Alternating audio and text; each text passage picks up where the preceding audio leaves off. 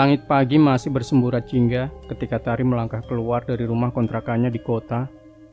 Tas besar yang penuh pakaian dan dokumen menggantung di pundaknya, sementara tangan kanannya menjinjing kotak makan berisi nasi dan lauk sederhana. Ia penuh semangat meskipun ada sedikit cemas terlintas di wajahnya. Desa tempat tugas barunya ada di pedalaman Kalimantan, wilayah yang hanya pernah ia dengar dari berita. Setelah turun dari pesawat dan dilanjutkan beberapa jam perjalanan dengan bis, jalanan mulus berganti menjadi jalan tanah merah yang licin akibat hujan semalam. Ban bis beberapa kali tergelincir, membuat Tari mencengkram kursinya erat. Pepohonan tinggi khas hutan Kalimantan mulai terlihat di kanan kiri semakin lebat hingga membentuk lorong alami. Sebentar lagi sampai di dermaga. Dari sana pakai perahu, Mbak, ujar sopir bis tanpa menoleh. Tari mengangguk meski sedikit gugup. Dermaga yang disebut ternyata hanyalah sebuah panggung kayu tua yang terbuat dari papan-papan berderit. Di situ sudah menunggu sebuah perahu kayu dengan atap dari terpal, dikemudikan oleh seorang pria tua berkulit legam dengan wajah penuh kerutan. "Pak Mardi?" tanya Tari memastikan. "Mbak Guru ya? Mari naik, kita berangkat sekarang," jawabnya sambil tersenyum tipis, memperlihatkan gigi yang tak lagi utuh. Perahu meluncur perlahan, membelah sungai lebar dengan arus yang tenang. Airnya kecoklatan, mencerminkan warna tanah di sekitarnya. Hutan di kedua sisi sungai tampak hidup, sesekali terdengar suara burung atau gemericik dedaunan. Namun, semakin jauh mereka masuk, Tari merasakan suasana menjadi semakin sepi dan sunyi. Pak Mardi mulai bercerita, suaranya datar namun syarat pengalaman. "Di sungai ini, Mbak, banyak cerita aneh. Ada yang bilang ada penghuni lama, kalau bawa makanan berbau menyengat, maka bisa marah." Tari menoleh terkejut. "Penghuni lama? Maksud Bapak?"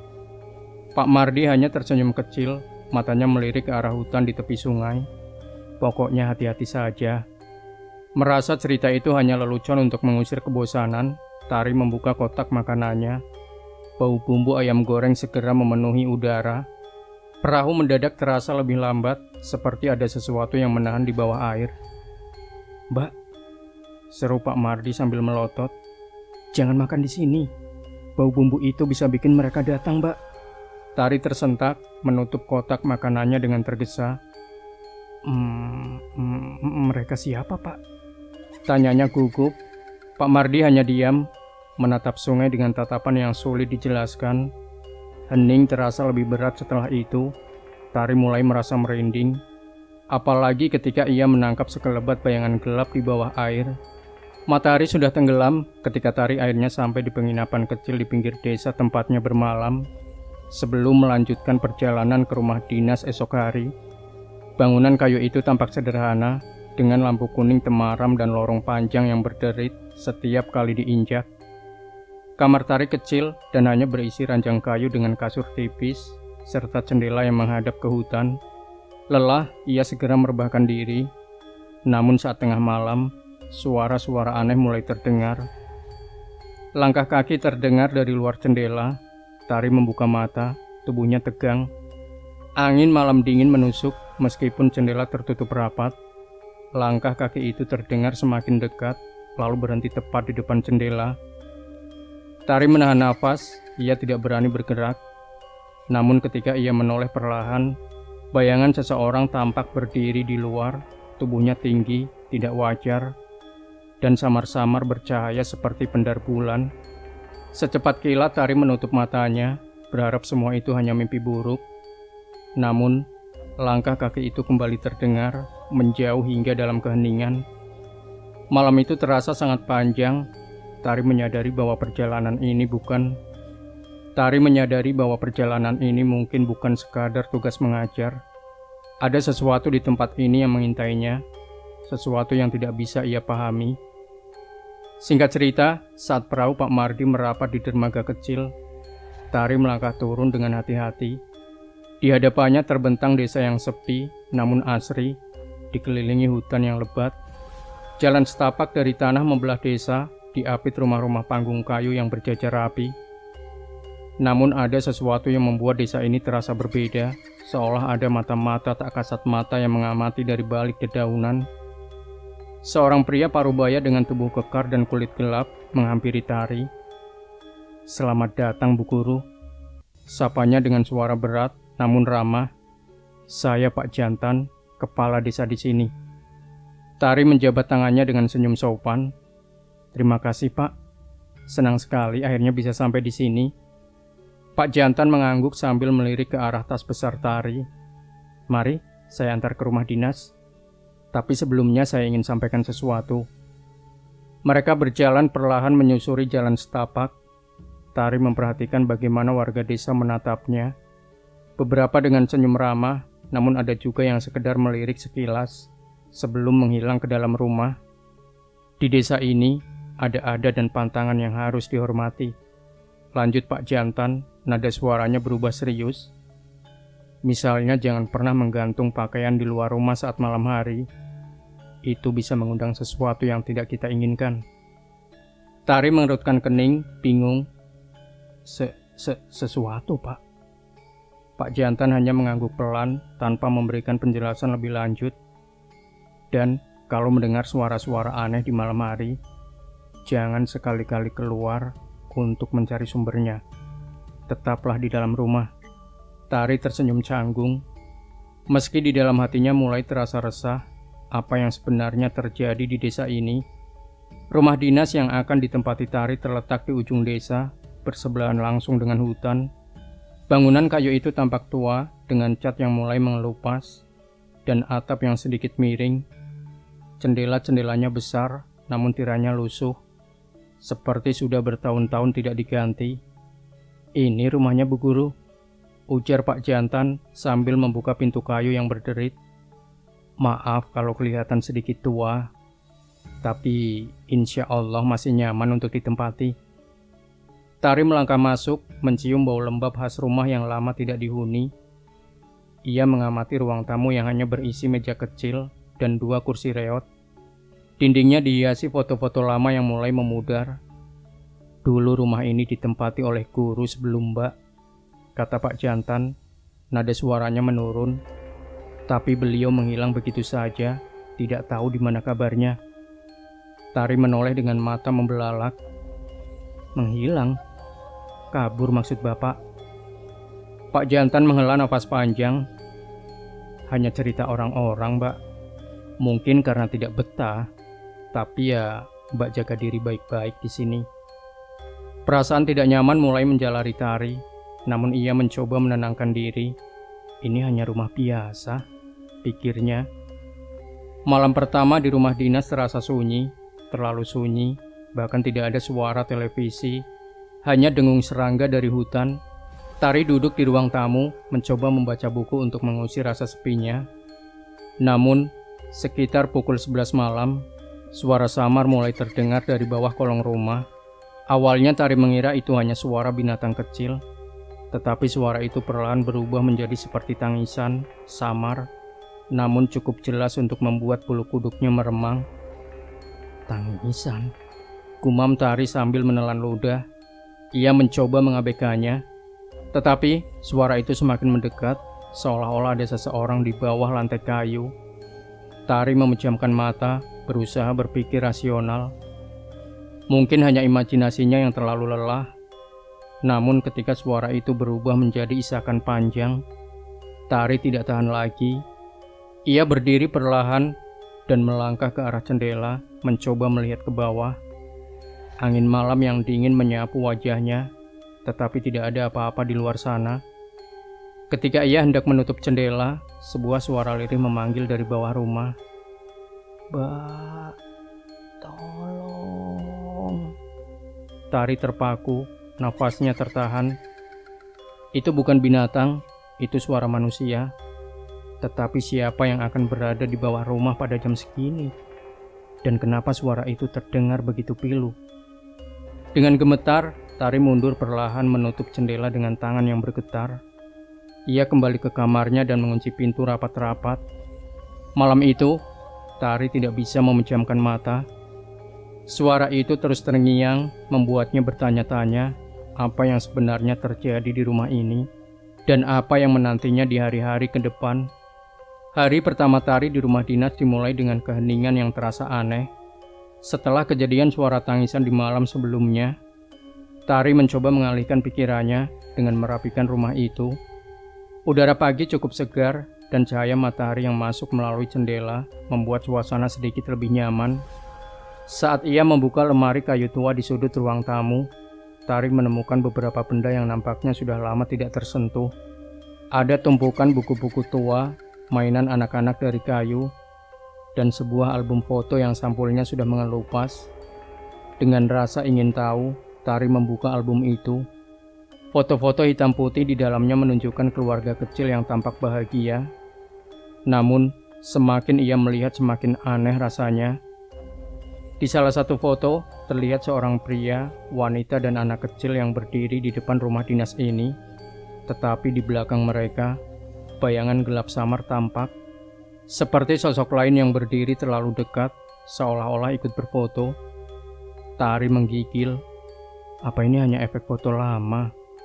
Gumamnya mencoba menenangkan diri, namun perasaan tidak nyaman mulai tumbuh di dalam dirinya. Ia segera menutup album itu dan menyimpannya kembali di dalam lemari.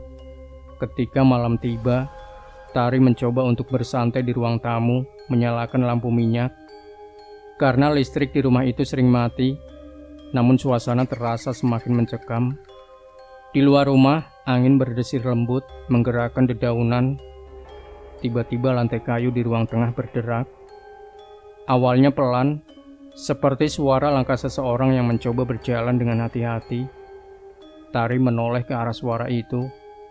Matanya terpaku pada lantai, namun tidak ada apa-apa. Mungkin hanya kayu tua yang memuai, pikirnya. Namun, suara itu terdengar lagi, kali ini lebih keras. Seperti seseorang yang sengaja menyeret kakinya. Tari berdiri mencoba menguatkan diri. "Siapa di sana?" tanya Tari dengan suara gemetar.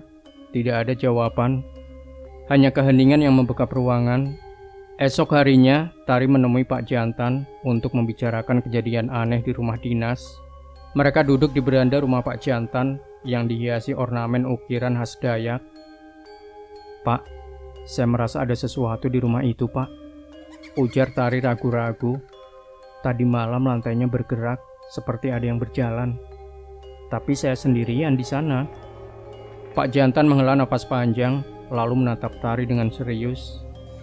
Rumah itu sudah lama kosong. Kadang yang lama menghuni, merasa terganggu dengan kehadiran orang baru. Tari mengerutkan dahi. "Yang lama menghuni? Maksud Bapak siapa, Pak?" Pak Jantan menatap ke arah hutan di kejauhan yang tak terlihat. "Mereka di sini lebih lama dari kita. Kalau ada yang mengganggu, jangan dilawan, biarkan saja." "Jangan dilawan?" Tari merasa bingung sekaligus takut. "Apa maksud Bapak?" Pak Jantan hanya menggeleng pelan. "Ada hal-hal yang lebih baik tidak diusik, Mbak. Ingat pantangan-pantangan di sini. Mereka tidak suka jika ada yang dilanggar." Di sisi lain, malam itu Tari mencoba mengabaikan semua kekhawatirannya. Ia berusaha meyakinkan dirinya bahwa semua kejadian sebelumnya hanyalah sugesti. Namun, ketenangan itu tidak bertahan lama. Sekitar tengah malam, ketika Tari hendak tidur, ia merasa ada sesuatu yang mengawasinya. Dengan ragu, ia menoleh ke arah jendela kamarnya. Di luar sana, ia melihat bayangan tinggi besar berdiri diam menghadap ke arah rumah. Tari terpaku, bayangan itu terlalu besar untuk ukuran manusia. Dengan tubuh tegap dan kepala yang hampir menyentuh daun jendela bagian atas, dadanya terasa sesak dan nafasnya tertahan. Dengan tangan gemetar, Tari meraih saklar lampu kamar. Begitu lampu menyala, bayangan itu menghilang seketika. Ia menatap jendela dengan mata lebar, tetapi tidak ada apa-apa di sana selain kegelapan malam. Tari tidak bisa tidur malam itu. Bayangan tinggi besar itu terus terbayang di pikirannya, dan ia mulai sadar bahwa rumah dinas ini menyimpan sesuatu yang lebih menyeramkan daripada yang pernah ia bayangkan. Hari pertama Tari mengajar di sekolah dasar itu dimulai dengan rasa campur aduk. Sekolah itu kecil, hanya terdiri dari 3 ruang kelas sederhana yang berdinding kayu. Atapnya terbuat dari seng yang sudah mulai berkarat di beberapa bagian. Letaknya berada di pinggir hutan, membuat suasana semakin terasa sunyi dan jauh dari keramaian. Saat Tari memasuki kelas, murid-muridnya menyambut dengan tatapan penuh rasa ingin tahu. Sebagian besar anak-anak itu memakai seragam lusuh, tetapi senyum mereka lebar. "Selamat pagi, Bu Guru," sapa mereka serempak. Tari tersenyum hangat. "Selamat pagi anak-anak. Ibu senang sekali bisa mengajar di sini." Meskipun semangat mengajar membara di dalam dirinya, Tari tidak bisa mengabaikan suasana ganjil di sekolah ini. Setiap sudut terasa diam-diam mengamati, seolah ada mata tak kasat mata yang selalu memperhatikan. Saat jam istirahat, beberapa murid menghampiri Tari. Anak-anak itu tampak senang bercerita, terutama tentang hal-hal mistis yang sering terjadi di desa mereka. "Bu Guru tahu tidak? Di belakang sekolah ada hantu bungkus," bisik seorang anak bernama Yuda. Tari mengerutkan kening. "Hantu bungkus? Apa itu?" "Itu hantu pocong, Bu. Kalau lewat di hutan belakang, dia suka muncul," sahut siswa murid perempuan berambut pendek. Tari mencoba tersenyum, menganggap cerita itu hanya imajinasi anak-anak. Kalian ini jangan percaya yang begituan ya. Hantu itu tidak ada." Namun, anak-anak itu tidak tampak bercanda. Wajah mereka serius. "Ibu jangan ke belakang sekolah sore-sore," kata Yuda lagi dengan nada pelan. "Kenapa memangnya?" tanya Tari masih dengan nada santai. "Karena ada yang jaga di sana, Bu," bisik Siska sambil melirik ke arah jendela yang menghadap hutan. "Siapa yang jaga?" tanya Tari dengan alis terangkat. Siska menunduk, lalu menjawab dengan suara hampir tak terdengar. "Yang besar dan hitam, Bu." Setelah jam pelajaran selesai, Tari kembali ke mejanya untuk membereskan barang-barangnya. Di atas meja, dia menemukan sebuah patung kayu kecil. Ukiran itu berbentuk sosok manusia dengan wajah yang menyeramkan, seperti sedang meringis. Tari mengangkat patung itu dan mengamatinya dengan rasa ingin tahu. Patung itu terasa berat dan halus, seperti baru saja diukir. Ia bertanya kepada murid-murid yang masih berada di kelas, "Anak-anak, siapa yang menaruh patung ini di meja Ibu?" Semua murid saling memandang, tetapi tidak ada yang menjawab. Hingga akhirnya, seorang anak bernama Andi memberanikan diri untuk bicara. "Itu penolak balak, Bu Guru, supaya Ibu tidak diganggu sama mereka," ujarnya pelan. "Mereka siapa?" tanya Tari, merasa bulu kuduknya meremang. Andi tidak menjawab. Dia hanya menunjuk dan cepat-cepat keluar dari kelas bersama teman-temannya. Tari menatap patung itu sekali lagi sebelum memasukkannya ke dalam tas. Rasa penasaran Tari terhadap cerita anak-anak tentang hantu bungkus semakin besar. Ketika sore tiba dan matahari mulai tenggelam di ufuk barat, Tari memberanikan diri untuk berjalan ke belakang sekolah. Hutan itu gelap meskipun hari belum sepenuhnya malam. Pohon-pohon besar dengan akar yang menjalar kemana-mana menciptakan bayangan-bayangan aneh. Setiap langkah Tari di atas daun kering terasa memecah keheningan. Suara burung hutan yang melengking sesekali terdengar, membuatnya sedikit gugup. Namun, ia tetap melangkah lebih jauh, hingga mencapai sebuah area yang terlihat seperti bekas jalan setapak. Di tengah kesunyian itu, Tari melihat sesuatu. Bayangan putih melintas cepat di antara pepohonan. Ia berhenti sejenak, mencoba memastikan apa yang baru saja dilihatnya. "Siapa di sana?" teriak Tari. Suaranya terdengar kecil dibandingkan dengan keheningan hutan. Tidak ada jawaban, hanya suara angin yang berembus lembut. Namun, di sudut matanya, Tari melihat bayangan itu lagi. Kali ini lebih jelas, bayangan putih bergerak dengan cepat melompat-lompat seperti berlari, tetapi tidak menyentuh tanah. Tari merasa lututnya melemas. Ia segera berbalik dan berjalan cepat menuju sekolah, mencoba mengabaikan perasaan bahwa sesuatu atau seseorang sedang mengawasinya. Di lain tempat, malam itu Tari tidak bisa tidur. Bayangan putih di hutan terus terngiang di benaknya. Ia mulai merasa bahwa cerita anak-anak tentang hantu bungkus mungkin bukan sekedar imajinasi. Di luar jendela kamarnya, suara angin mulai bercampur dengan suara serangga hutan. Namun ada sesuatu yang berbeda malam ini. Di sela-sela suara angin, Tari mendengar suara pelan, seperti seseorang yang sedang mengerang jauh di kejauhan. Dengan tangan gemetar, Tari mematikan lampu dan menutup jendela rapat-rapat. Ia hanya bisa berdoa agar malam ini segera berlalu tanpa ada kejadian lain yang mengganggu. Di lain malam itu hujan deras mengguyur desa, membuat suasana semakin kelam dan dingin. Tari duduk di ruang tengah rumah dinasnya, mencoba fokus pada buku catatan pelajaran. Namun, pikirannya terusik oleh rasa gelisah yang sulit dijelaskan. Tiba-tiba, dari sudut matanya, ia menangkap sesuatu di luar jendela. Sesosok bayangan putih terlihat berdiri diam seperti tengah memperhatikan. Tari tersentak, buku di tangannya terjatuh. Dengan ragu ia mendekati jendela dan membuka tirainya. Bayangan itu masih ada. Sesosok putih dengan kain membungkus tubuhnya, tanpa mata yang terlihat jelas, berdiri tak bergerak di bawah hujan. Nafas Tari tercekat, tubuhnya mendadak dingin. Ketika ia mengedipkan mata, sosok itu lenyap begitu saja. Keesokan harinya, rasa takut Tari belum hilang. Ia memutuskan untuk mencari tahu apa yang sebenarnya terjadi di rumah ini. Dengan berbekal senter dan keberanian yang tipis, ia berjongkok di depan kolong rumah dinasnya. Tempat suara tangisan pernah terdengar. Kolong itu gelap dan berdebu, dengan sarang laba-laba yang menggantung di setiap sudut. Namun, pandangan Tari tertuju pada sesuatu yang aneh. Di antara tanah dan batu, ada benda-benda kecil yang tampaknya telah lama dibiarkan di sana. Sebuah mangkuk tanah, lilin yang sudah meleleh, dan potongan kain putih yang kotor.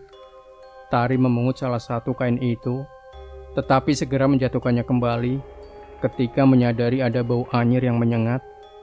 Jantungnya berdegup kencang. Ia yakin benda-benda ini adalah sesajen yang ditinggalkan oleh seseorang, mungkin pemilik rumah sebelumnya. Saat itu juga, udara di sekitarnya terasa lebih berat. Tari merasakan seolah ada yang memperhatikannya dari dalam bayangan di bawah rumah. Ia cepat-cepat melangkah keluar, tak peduli debu dan lumpur yang mengotori pakaiannya.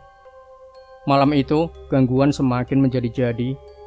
Ketika Tari sedang berusaha tidur, suara langkah kaki terdengar dari ruang tengah. Langkah itu berat, menyeret, seolah seseorang berjalan dengan susah payah. "Tuhan, tolong aku," gumam Tari sambil memeluk dirinya sendiri di tempat tidur. Langkah kaki itu semakin dekat, lalu berhenti tepat di depan pintu kamarnya. Tari tidak berani bergerak, ia hanya bisa memejamkan mata dan berharap semuanya akan berhenti. Namun, suara pintu berderit membuatnya tersentak. Tari membuka matanya perlahan, tidak ada siapa-siapa. Pintu kamarnya tetap tertutup. Tapi suara langkah itu kini berganti menjadi suara yang lebih menyeramkan. Suara teriakan dari kejauhan, seperti berasal dari hutan di belakang rumah dinas. Jeritan itu melengking memecah keheningan malam. Tari merasa seperti tubuhnya lumpuh. Ia ingin bangkit, tetapi kakinya terasa kaku. Suara itu terdengar lagi, kali ini lebih dekat, seolah ada sesuatu yang mendekat ke rumahnya. Di tengah ketakutannya, Tari mendengar suara berbisik, rendah dan berulang-ulang. Suara itu datang dari luar jendela kamarnya. Dengan tangan gemetar, ia memberanikan diri mendekat, membuka tirai sedikit untuk mengintip keluar, dan di sana, sosok hantu bungkus kembali terlihat. Kali ini ia lebih dekat, hampir menempel pada jendela. Tari dapat melihat jelas wajah yang pucat dengan kain yang membungkus seluruh tubuh. Matanya kosong, hanya ada lubang hitam menganga di tempat matanya. Matanya kosong, hanya ada lubang hitam menganga tepat di matanya seharusnya berada. Sosok itu bergerak perlahan mendekati pintu depan rumah. Tari mendengar suara gagang pintu berderit. Ia mendekati pintu depan rumah. Tari mendengar suara gagang pintu berderit. Ia merasa wajahnya hampir terbang. Dengan cepat Tari mengambil patung penolak balak yang ia temukan sebelumnya dan menggenggam erat. Tolong, siapapun tolong aku. Teriaknya, namun tidak ada jawaban. Hanya suara hujan yang terus mengguyur dan angin yang berdesir lembut seperti mengejek rasa takutnya. Saat tengah malam berlalu, suara-suara itu tiba-tiba menghilang. Rumah dinas kembali sunyi, tetapi rasa takut masih menguasai Tari. Saat tengah malam berlalu, suara-suara itu tiba-tiba menghilang. Rumah dinas kembali sunyi, tetapi rasa takut masih menguasai Tari. Ia duduk di sudut kamar, memeluk lututnya sambil menunggu matahari terbit. Hatinya dipenuhi pertanyaan, apa yang sebenarnya terjadi di rumah ini? Siapa yang meninggalkan sesajen di kolong rumah? Dan yang paling penting, bagaimana ia bisa bertahan menghadapi semua ini? Tari tahu, ini baru permulaan dari teror yang harus ia hadapi. Namun, ia bertekad untuk mencari jawaban, meski harus menghadapi kengerian yang lebih besar. Keesokan harinya, setelah malam penuh teror yang menyisakan lelah dan ketakutan, Tari memutuskan untuk mencari jawaban. Ia mendatangi rumah Pak Jantan, kepala desa. Namun, alih-alih bertemu Pak Jantan, ia justru diarahkan ke rumah seorang tetua adat bernama Pak Kusni, yang dikenal sebagai penjaga rahasia adat desa. Rumah Pak Kusni terletak di ujung desa di dekat hutan yang dianggap sakral. Rumah itu terbuat dari kayu tua dengan ukiran-ukiran khas Jawa kuno, dan di halamannya ada sesajen yang tampaknya rutin diganti. Pak Kusni, seorang pria tua berwajah keriput dengan mata tajam, menyambut Tari dengan sikap tenang. "Apa yang membawa Bu Guru ke sini?" tanya Pak Kusni dengan suara berat.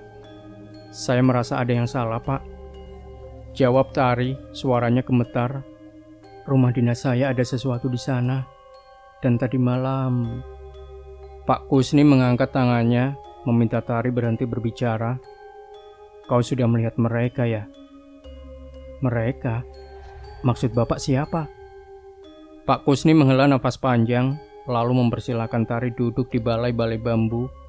Ia mulai bercerita tentang sejarah desa yang membuat bulu kuduk Tari meremang.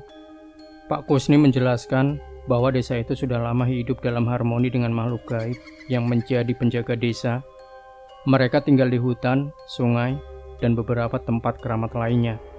Sebagai balasannya, warga desa mengikuti aturan-aturan adat yang telah diturunkan dari generasi ke generasi oleh para leluhur. Perjanjian ini menjaga desa kami tetap makmur, jelas Pak Kusni. Tetapi, jika ada yang melanggar adat, keseimbangan akan terganggu dan para penjaga itu bisa marah. Tari merasa darahnya mendidih. "Apakah saya melanggar sesuatu, Pak? Saya tidak tahu apa-apa soal adat ini." Pak Kusni menatap Tari lekat-lekat, lalu mengangguk pelan. "Waktu kau kesini, kau membawa makanan beraroma tajam ya? Apakah betul?" Tari mengangguk, mengingat ia pernah membawa durian yang diberikan salah satu warga sebagai hadiah. "Kau juga mandi di sungai belakang sekolah," lanjut Pak Kusni. Tari kembali mengangguk, merasa bersalah karena tidak menyadari bahwa sungai itu merupakan tempat yang dianggap sakral oleh warga desa. Dilarang mandi di situ. Kedua hal itu adalah pantangan di desa ini. Para penjaga merasa terganggu. Itulah sebabnya kau mengalami teror semalam. Ketika Tari mandi di sungai, saat itu matahari pagi mulai meninggi, menyinari desa dengan hangat. Tari yang sudah merasa lelah dengan suasana rumah dinas yang terasa pengap dan menyeramkan, memutuskan untuk mandi di sungai. Warga sempat sebelumnya telah memperingatkannya untuk tidak mandi di sungai tertentu karena dianggap keramat, tetapi Tari tidak terlalu memikirkannya. Baginya, sungai hanyalah sungai, tempat yang sempurna untuk menyegarkan diri. Ia berjalan dengan membawa handuk dan sabun, menyusuri jalan kecil yang berbatu yang dikelilingi pohon-pohon tinggi. Suasananya sangat adem, penuh oksigen. Suara gemericik air mulai terdengar, menenangkan hati Tari yang sempat gelisah. Sampai di sungai, ia terpesona melihat airnya yang jernih, mengalir tenang di antara bebatuan besar. "Aduh, ini lebih segar daripada mandi di kamar mandi di rumah dinas," gumamnya sambil tersenyum lebar. Tari mulai membasuh tubuhnya dengan air sungai yang dingin. Angin semilir menerpa kulitnya, memberikan sensasi damai. Namun ia tidak menyadari bahwa di kejauhan ada sepasang mata yang mengawasinya dari balik rerimbunan pohon. Selesai mandi, Tari duduk di atas batu besar, menikmati udara pagi sambil merapikan rambut. Saat itulah, seorang wanita tua dari desa menghampirinya dengan membawa keranjang bambu berisi buah durian. Bu Guru, gak boleh mandi di sini, Bu, seharusnya. Semoga tidak terjadi apa-apa ya, Bu. Oh ya, ini durian buat Ibu bawa, langsung dari pohon belakang rumah ini, ujar wanita itu ramah. Oh, terima kasih, Bu, jawab Tari sambil menerima durian itu dengan senang hati. Ia menyukai durian dan jarang mendapatkannya di kota. Kembali ke rumah dinas, Tari meletakkan durian di atas meja kayu di ruang tengah. Aromanya yang tajam langsung memenuhi ruangan. Ia merasa lapar setelah mandi di sungai dan memutuskan untuk membuka salah satu durian itu. Dengan menggunakan pisau dapur yang sedikit tumpul, Tari membelah durian dan menyendok daging buahnya. Rasanya manis dan legit langsung memenuhi mulutnya. Tari makan dengan lahap, tidak mempedulikan aroma durian yang semakin tajam menyebar ke seluruh rumah dinas. Ini enak banget.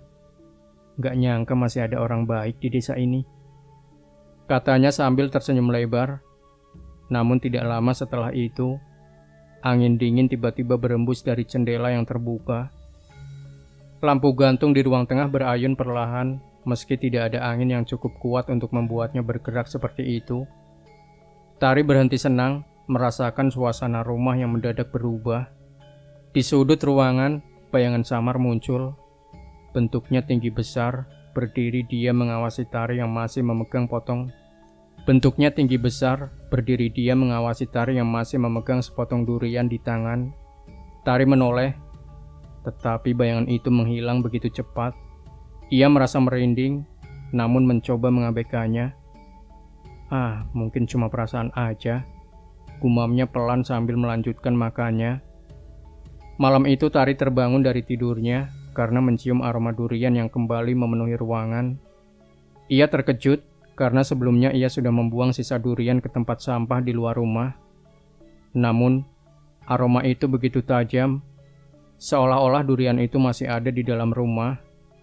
Langkah kakinya membawa dia ke ruang tengah, dan di sana ia melihat durian yang seharusnya sudah dibuang kulitnya, kini kembali utuh di atas meja. Tari terdiam, tubuhnya membeku. Di sudut ruangan, bayangan besar itu muncul lagi. Kali ini lebih jelas, sosok itu tampak seperti pria dengan kain putih melilit tubuhnya, namun wajahnya tak terlihat. Tari mundur perlahan, tetapi langkahnya terhenti ketika sosok itu berbisik dengan suara yang berat dan menggema. Kau telah melanggar. Tari terjatuh ke lantai, napasnya tersengal-sengal.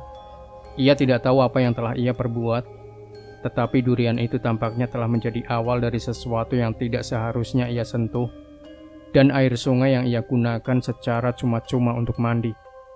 Kembali ke adegan di rumah Pak Kusni, Tari merasa bingung sekaligus takut. Lalu, apa yang harus saya lakukan, Pak? Saya tidak ingin ada yang lebih buruk terjadi. Pak Kusni menatapnya tajam. Ada ritual adat yang bisa menenangkan mereka. Tapi, ritual ini membutuhkan keberanian dan pengorbanan darimu. Pengorbanan apa yang Bapak maksud? Ritual ini dilakukan di tengah malam di hutan sakral dekat sungai. Kau harus membawa sesajen khusus dan meminta maaf langsung kepada para penjaga. Tapi perlu kau tahu, mereka mungkin tidak akan menyambutmu dengan damai. Kau harus tetap kuat, apapun yang terjadi. Yang penting niat meminta maaf. Tari merasa takut, tetapi ia tahu ini adalah satu-satunya cara untuk menghentikan gangguan yang semakin intens di rumah dinasnya. Ia mengangguk pelan. Saya akan melakukan apa? Apa yang harus saya persiapkan? Pak Kusni tersenyum tipis. Kita akan menyiapkan sesajen bersama. Kau hanya perlu mempersiapkan hatimu. Jaga niatmu. Menjelang malam, Tari dan Pak Kusni mempersiapkan sesajen di rumah tetua adat itu. Ada berbagai benda di dalam sesajen, bunga-bunga segar, dupa makanan tertentu yang dianggap suci dan kain putih. Sambil menyiapkan sesajen, Pak Kusni terus memberi peringatan kepada Tari, jangan berbicara selama ritual, kecuali jika mereka memintamu. Jangan pernah menatap langsung mata mereka, dan yang paling penting, apapun yang kau dengar atau lihat, jangan lari. Mendengar semua itu, nyali Tari hampir ciut, tetapi ia tahu ia tidak bisa mundur. Ketika malam tiba, ia mengikuti Pak Kusni menuju hutan sakral, tempat ritual akan dilakukan. Dalam perjalanan menuju hutan, suara-suara aneh mulai terdengar dari kejauhan. Suara langkah kaki yang berat, bisikan yang tidak jelas, dan suara tawa kecil yang menyeramkan, membuat Tari semakin merasakan atmosfer mistis desa ini. Di tengah hutan, Pak Kusni menghentikan langkahnya di sebuah lapangan kecil yang dikelilingi pohon-pohon besar. Di tengah lapangan itu ada sebuah batu besar yang tampak seperti altar. Disinilah ritual akan dimulai, ujar Pak Kusni. Dengan jantung berdebar dan tangan gemetar, Tari bersiap menghadapi malam yang akan mengubah segalanya. Ia tahu keputusannya untuk menjalani ritual ini akan membuka tabir rahasia desa, sekaligus menguji keberaniannya menghadapi dunia yang selama ini tidak ia percayai. Malam itu menjadi malam yang terberat dalam hidup Tari bersama Pak Kusni. Ia melaksanakan ritual di hutan sakral, dupa dibakar, doa-doa dalam bahasa Dayak kuno dilantunkan, dan sesuatu yang diletakkan di atas batu besar yang menjadi tempat persembahan. Tari menunduk mengikuti instruksi Pak Kusni. Udara malam terasa dingin menusuk tulang, dan angin seolah membawa bisikan samar dari balik pepohonan. Di tengah ritual, suara gemuruh terdengar, dan udara di sekitarnya menjadi semakin berat. Tari merasakan kehadiran sesuatu makhluk-makhluk yang tidak kasat mata. Pak Kusni melantunkan mantra terakhirnya, lalu menoleh kepada Tari. Sekarang giliranmu. Katakan permohonan maafmu. Katakan permohonan maafmu. Dengan suara bergetar, Tari memejamkan mata dan berbicara pelan, memohon maaf atas segala kesalahan yang telah ia lakukan. Ia mengaku tidak tahu menau tentang adat di desa, dan meminta izin untuk tinggal di sana dengan damai. Tiba-tiba, tubuh Tari terasa lemas, seperti ada sesuatu yang disedot keluar dari dalam dirinya. Jantungnya berdetak kencang, dan keringat dingin mengalir di dahinya. Ia melihat sekilas bayangan besar bergerak di antara pepohonan, tetapi ia tetap menahan diri untuk tidak lari. Pak Kusni menyelesaikan ritual dengan melemparkan bunga-bunga sesajen ke udara. Sudah selesai, katanya singkat. Tapi kau telah meninggalkan sesuatu di sini, Tari. Itu adalah harga yang harus kau bayar. Setelah ritual, suasana desa kembali tenang. Rumah dinas Tari tidak lagi dihantui oleh langkah kaki gaib atau suara-suara aneh. Namun Tari merasa ada yang berubah dalam dirinya. Ia sering merasa lemah, seolah kehilangan sebagian energinya. Pak Kusni hanya berkata, apa yang kau berikan, mereka akan simpan. Itu bagian dari perjanjian. Warga desa mulai menyapa Tari dengan lebih ramah, soalnya menerima kehadirannya. Tetapi Tari merasa bahwa ia tidak sepenuhnya sendirian. Terkadang, ia masih merasakan tatapan tajam yang mengawasi dari kegelapan, baik di rumah dinas maupun saat ia mengajar di sekolah. Singkat cerita, beberapa tahun berlalu. Setelah masa baktinya selesai, Tari kembali ke kota dengan perasaan campur aduk. Ia merasa lega meninggalkan desa, tetapi ada perasaan aneh yang terus menghantuinya. Di rumah masa kecilnya bersama keluarga di kota, Tari mencoba melanjutkan hidup seperti biasa. Ia membuka kembali foto-foto yang ia ambil selama tinggal di desa, tetapi ada yang ganjil. Setiap foto yang menampilkan rumah dinas, sekolah, atau hutan di sekitar desa kini menunjukkan sosok bayangan asing. Ada yang tampak seperti pria tinggi besar berdiri di kejauhan. Ada pula bayangan kecil yang berjongkok di sudut gambar. Semakin lama foto-foto itu tampak semakin menyeramkan. Bayangan itu terlihat lebih jelas, seolah-olah makhluk itu mendekat ke kamera. Pada suatu malam, Tari merasa ada sesuatu yang aneh di rumahnya. Lampu yang semula menyala, tiba-tiba berkedip dan udara menjadi dingin. Dari sudut matanya, ia melihat bayangan bergerak di sudut kamar. Ketika ia menoleh, bayangan itu menghilang. Tetapi saat Tari mematikan lampu untuk tidur, ia mendengar suara pelan seperti bisikan. Suara itu berkata dalam nada yang aneh, "Kau telah meninggalkan sesuatu, tetapi kami akan selalu bersamamu." Tari membuka matanya dan melihat di sudut kamar. Bayangan tinggi besar itu berdiri diam, mengawasinya dalam kegelapan. Tirai bergoyang dan Tari menatap ke arah bayangan itu. Tidak tahu apakah ia sedang bermimpi atau terjebak dalam perjanjian yang tak pernah benar-benar selesai. Dunia modern yang ia percaya ternyata tidak mampu sepenuhnya memisahkan dirinya dari dunia gaib yang telah ia sentuh di desa itu.